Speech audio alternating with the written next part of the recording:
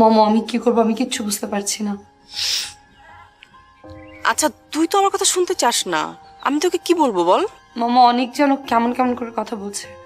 মায়া শোন, তোকে একটা কথা বলি, যারা অতীতকে টেনে এনে বর্তমানটা নষ্ট করে না, তারা কিন্তু বুদ্ধিমান না। আর তোর কাছ থেকে এটা কোনোভাবে আশা করা যায় না। পাস্টকে টেনে এনে আমার এই সুন্দর সময়টা, এই বর্তমানটাকে নষ্ট করতে চাই না। কে বলছেন আপনি? আমি সেই যাকে তুমি ভালোবাসো, যে তোমাকে ভালোবাসে, যার ভালোবাসা ফিরিয়ে দিয়ে তুমি নিজের ভালোবাসা। তুমি কেন আমাকে ফোন করেছো? তুমি তো আমার কাছে কিছু কখনো পাওনি, তারপরেও কেন আমাকে বারবার ফোন করে ডিস্টার্ব করছো? তোমাকে ডিস্টার্ব করা ছাড়া যে আমার আর কোনো কাজ নেই।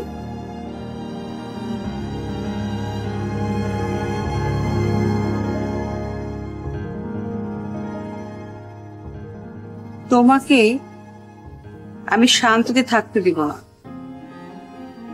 দিব্য হাসান। জব্বার, জব্বার, জব্বার, ভাবিজান। আই কুকির মা এসছে। না ভাবিজান, কিরমা তো এখনো আসেনি। ভাবিজান আপনি তো আগের থেকে অনেক সুস্থ হয়ে গেছেন, অনেক ভালো হয়ে গেছেন। কতক্ষণ অসুস্থ হয়ে থাকা যায়, বাড়ি ভর্তি। আই মেঘলা কোথায় থাকতে দিয়েছো? মেঘলা আপাকে রোদেলা আপার রুমে থাকতে দিয়েছি, আর রোদেলা রিয়া আপাকে আলাদা রুমে থাকতে দিয়েছি ভাবিজান। ভালো করেছো ভাবিজান, এই জব্বার আলী থাকতে আপনাদের কোনো চিন্তাই করতে হবে না, নিশ্চিন্তে থাকতে পারেন। যাও এখন যাও, কুকির মা খেয়ে রাখো। আচ্ছা আচ্ছা।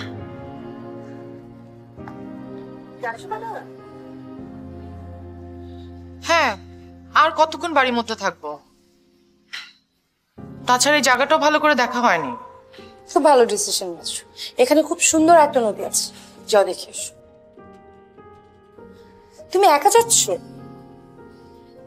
আমার তো আর ভাবনার মতো ভাগ্য নাই ভাই,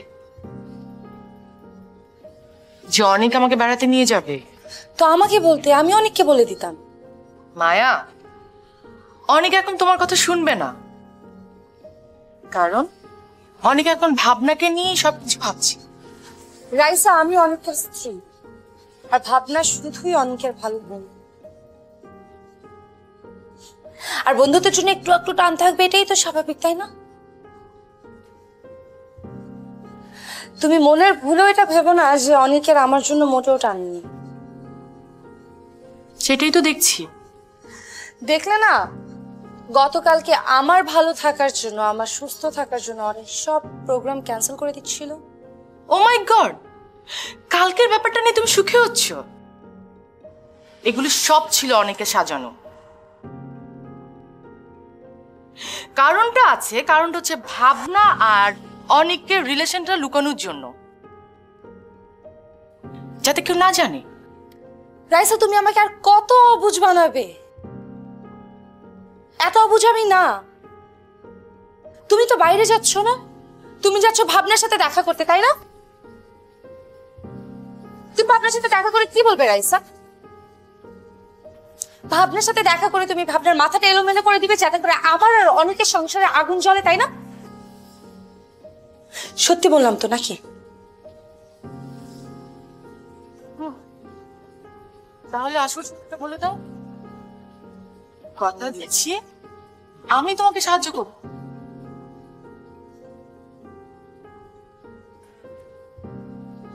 যে নিজে সাহায্য করতে পারে না, সে অন্যকে কি সাহায্য করবে রাইসা? তার চেয়ে বরং আমি বলি কি, নিজেকে নিয়ে, এতে করে অন্য কারো না, তোমার মন। আমিও দেখে নিচ্ছি তোমার এই অহংকার কতদিন। তুমি ভেবো না আমি বা আমরা কোনো কিছু বুঝতে পারিনি। সময় বলে দিবে কার মঙ্গল কে করে।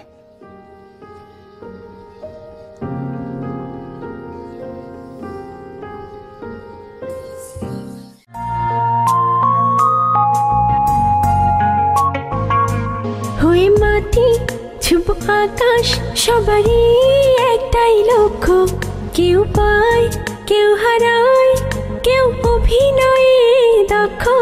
হয়ে মাটি ছুব আকাশ, সবারই একটাই লক্ষ্য, কেউ পায় কেউ হারায় কেউ অভিনয়ে দক্ষ তোমার আমার একই আশা আকাশ ছোঁয়া স্বপ্ন আকাশ ছোঁয়া স্বপ্ন আকাশ ছোঁয়া স্বপ্ন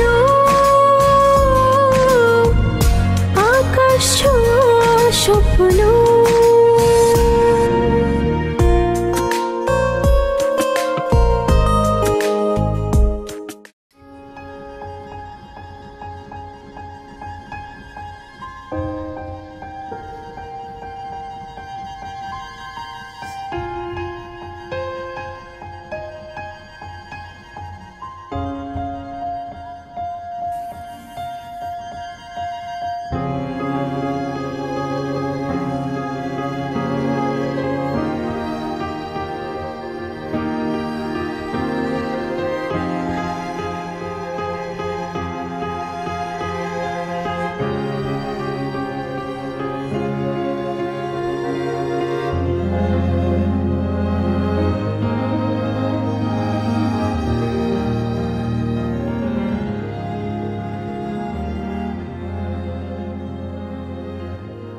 মানুষের জীবনটা ঠিক এমনই রিভার,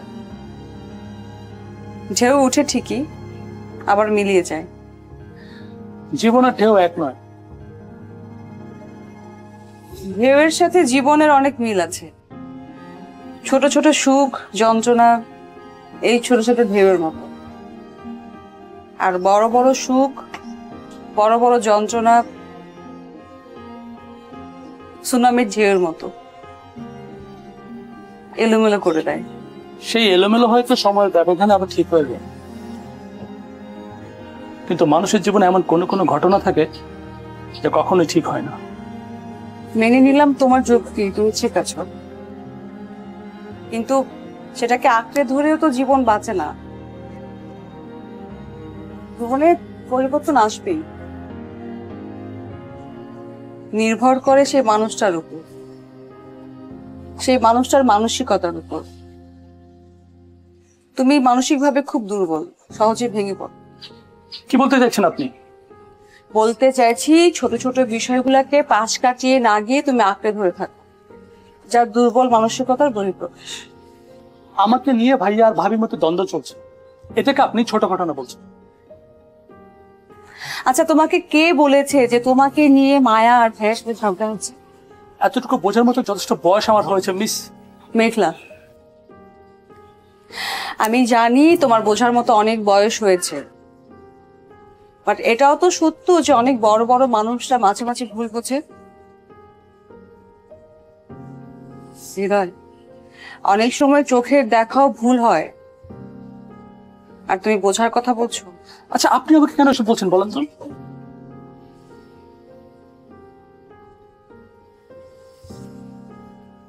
আরে বাবা, সে কাল থেকে আমাকে আপনি আপনি করে বলছো।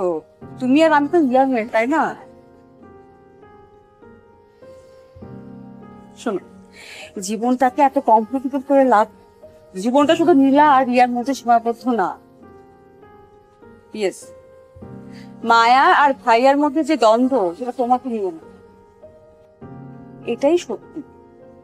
হ্যাঁ, তুমি কিছুটা দায়ী, কিন্তু সেজন্য তো কষ্ট পাওয়ার তো কিছু নেই। আচ্ছা, তুমি কে বলো তো? সে তখন থেকে আমাকে অনেক কিছু বলে যাচ্ছ। আচ্ছা, তুমি একটা স্মার্ট ছেলে, কাল থেকে দেখছি তুমি মুখ গোমরা করে আছো, এটা তোমাকে মানায় না। আর আমার কথা বলছো, আমার পরিচয়টা না হয় নাই বললাম,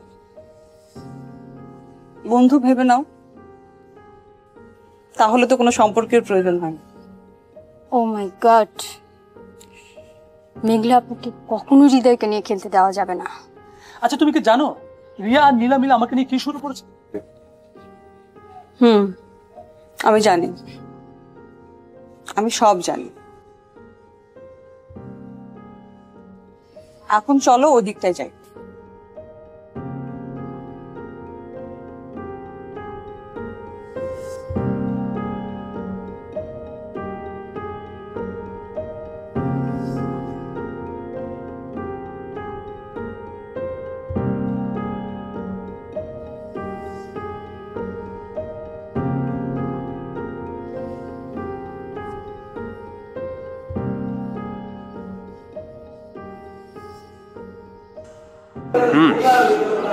রাকিব সাহেব, সবকিছুই মোটামুটি ঠিকঠাকই আছে। এইভাবে যদি চলতে থাকে তাহলে আশা করি 2-1 মাসের মধ্যে আমরা নতুন মেশিনগুলো চালু করতে পারবো, তাই না? জি স্যার। অন্যান্য খবর কি? গতকাল ডেইলি গ্রুপ থেকে কেউ যোগাযোগ করেছিল? স্যার, একজন এসে ভিজিট করে গেছিল, আর একটু একটা মেল এসেছিল, তারা আমাদের সাথে ইনভেস্ট করতে আগ্রহী। আমরা যদি একটু বাড়িও বলি তারা রাজি হয়ে যাবে। আমরা আমরা বিজ্ঞাপনে কত % শেয়ার বিক্রির কথা বলেছিলাম? স্যার 30%। 30%। ঠিক আছে, আমি তাহলে ওই মেলটা রিপ্লাই করে দিচ্ছি। আর আপনি তুমি আমার ফোন রিসিভ করছো না কেন?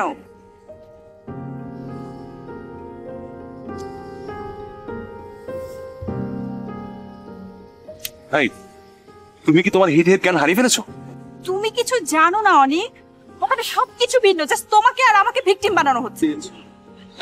আস্তে কথা বল, এটা আমার অফিস, আমি শুনতে পাই আস্তে কথা বললেও। কি বলতে চাও তুমি? অনিক, আমি কনফার্ম হয়ে গেছি যে তোমার মায়ের বাড়ির কারো না কারোর সাথে দিব্যর একটা সম্পর্ক আছে।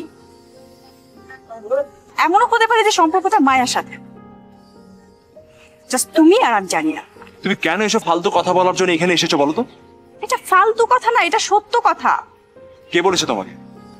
রাইসা? শোনো বাবা, তোমার আমার মধ্যে যে বন্ধুত্বের সম্পর্ক, এটা সবসময় খুব ভালোভাবেই থাকবে, যদি না আমাদের মধ্যে কেউ এটা নষ্ট করার চেষ্টা করবে। তুমি যা বলতে চাচ্ছ স্ট্রেইট বলো। দেখো বাবা, আমরা যদি আমাদের সম্পর্কটাকে রংচং মাখিয়ে ভিন্নভাবে উপস্থাপন করি, তাহলে আমাদের মধ্যে শুধু বন্ধুত্ব না, কোনো সম্পর্কই থাকবে না। আর তুমি যেভাবে আমাদের বন্ধুত্ব রক্ষার জন্য আমার কাছে এসেছো, তাতে মনে হচ্ছে তোমার কাছে বন্ধু অনেক না, অন্য কোনো অনেক বসবাস করে। মিস্টার অনিক, আমি এখানে ছুটে এসেছি তোমার আমার বন্ধুত্ব বাঁচানোর জন্য না, আমি এসেছি আমার সংসারটাকে বাঁচানোর জন্য। ডাক্তার দিব্য হাসান যদি নিজের সংসার নিজেই ভাঙতে চান, তাহলে আমি কেন? কেউ তোমাদের সংসার রক্ষা করতে পারবে না। কিন্তু আমার সংসার ভাঙার পেছনে তোমার ফ্যামিলির কেউ যদি সম্পর্কিত থাকে, তাহলে আমি কিন্তু তোমার সংসারটাকেও ভেঙে তছনছ করব। আমার না মাথা পুরোপুরি নষ্ট হয়ে গেছে। তুমি একটা কাজ করো, এসব বাজে চিন্তা বাদ দাও, দেখবে এসব কিছুই হয়নি, সব ঠিক আছে। শোনো, মায়ের প্রতি তোমার ভালোবাসার জন্য তুমি হয়তো তোমার চোখটা বন্ধ করে রাখতে পারো, বাট আমি সব দেখতে পাচ্ছি। তুমি জাস্ট ভেবে দেখো যে তুমি কি করবে।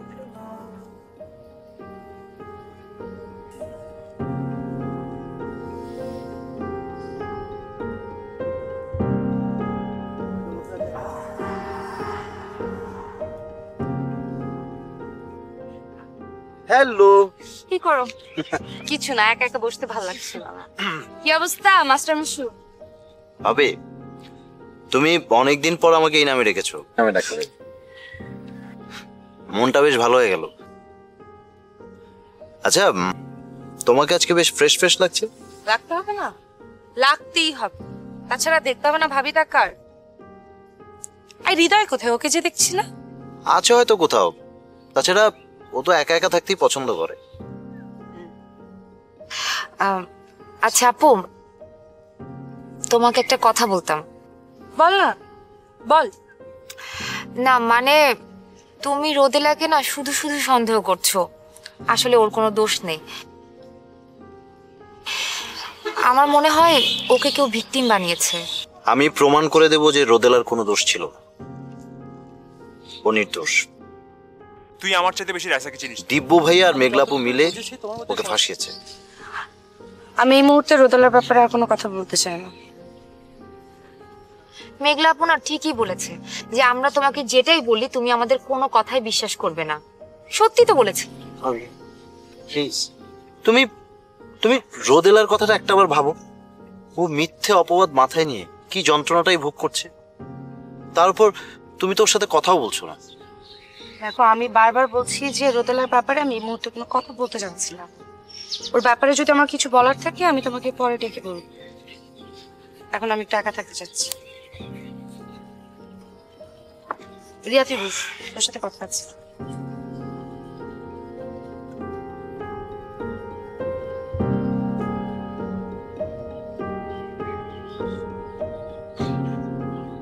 তুই কোন কারণে মিশুকে সব কথা বলতে গেলি? দেখো আপু, মিশু আমার অনেক ভালো বন্ধু, ওকে সব কথা বলাই যায়। আর আমি তোদের বোন, তুই মিশুকে বলার আগে একটাবার চিন্তা করলি না যে এখন অনেক জানলে আমার কি অবস্থা হবে? কোনো কিছু হবে না, মিশু কাউকে কিছুই বলবে না। মিশু অনিকের ভাই, আমি তোদের বোন। ওসব তোর মতো বোনের কাছ থেকে এর থেকে বেশি কি আশা করা যায়? দেখো আপু, আমরা না বললে ওরা কথাটা জেনেই যেত, আর সেটার জন্য দায়ী তুমি। কালকে দিব্য ভাইয়ারা এই বাসায় আসার পর তুমি যা যা করেছো, সবাই সন্দেহ করেছে এটা নিয়ে। আর আমার মনে হয়েছে যে রাইসা আপু বা অন্য কারো কাছ থেকে কথাটা শোনার থেকে যদি আমাদের কাছ থেকে কথাটা শুনে, তাহলে ব্যাপারটা মিশুর জন্য আরো ইজি হবে। এখন তুমি নিজের ঠান্ডা মাথায় ভেবে দেখো যে আমি ঠিক করেছি না ভুল করেছি। আই থিঙ্ক তাহলে তুমি বুঝতে পারবে যে আমি তোমার কেমন বোন।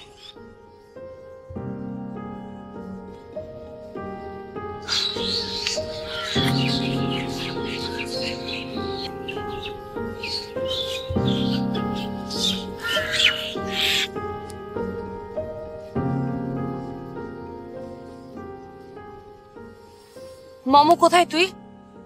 ফ্রি থাকলে একটু আয় না। হ্যাঁ হ্যাঁ প্লিজ, আর্জেন্ট।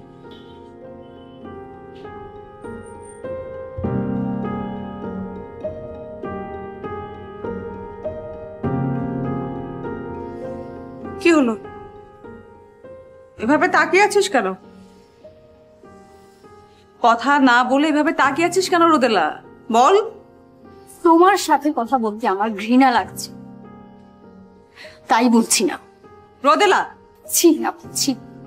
তুমি না নিজেকে আমার বড় বোন দাবি করো, আমার বড় বোন হবার সকল যোগ্যতা তুমি হাত।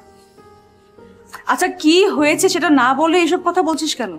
কি হয়েছে তুমি বুঝতে পারছো না? একটু আগে তুমি রিয়াকে হৃদয় সম্পর্কে কি বলেছো ভুলে গেছো?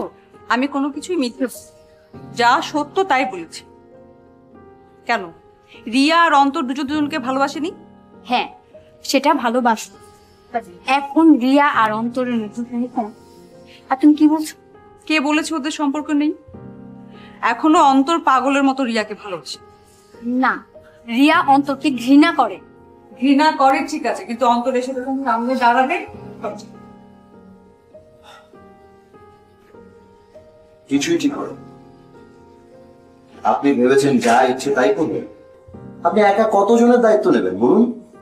মিশু, কথা হচ্ছে আমাদের দু বোনের মধ্যে, তোমার সাথে না।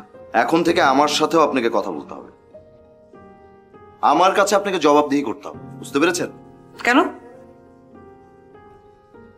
কেন সেটা আপনি খুব ভালো করেই জানেন। এক এক করে সব কৈফিয়ত আপনাকে দেব। আমি সেই কাজ করে আপনাকে দাও। মিশু, মেঘলা, আমাকে ধমক দিয়ে বা চিৎকার করে কোনো লাভ নেই। চিৎকার করে আপনি সত্যিটাকে ঢাকতে পারবেন। সময়ের সাথে আমি এটা প্রমাণ করে দেব যে রোদেলার গায়ে যতগুলো কলঙ্ক লেগেছে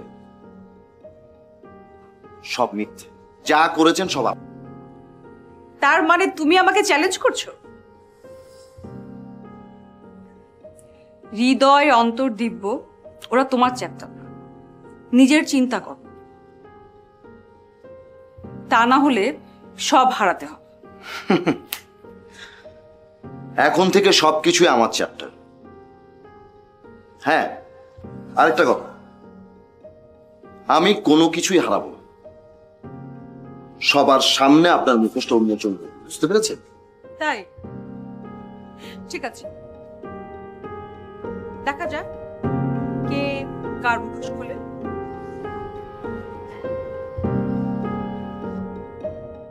যে তার নিজের বোনের সাথে এমন করতে পারে, সে না জানি আরো কি কি করতে পারে।